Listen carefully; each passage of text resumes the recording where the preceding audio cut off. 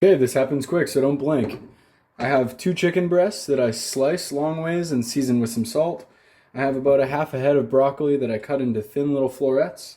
And inside this jar I have half a cup of water, 1 tablespoon of each marmalade, soy sauce, and grated fresh ginger.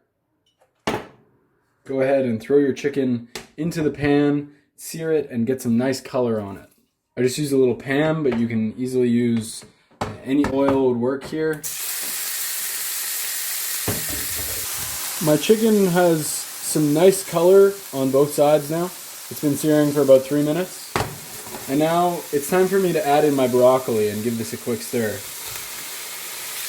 Once my broccoli is in the pan, I'm going to add in my orange and ginger soy mixture and just let that come to a nice boil. About 5 minutes on high heat, my liquid is turned into a glaze a little bit, and I'm just going to toss the chicken with the broccoli. Maybe I'll top it with a little bit of sesame seed, and that's it.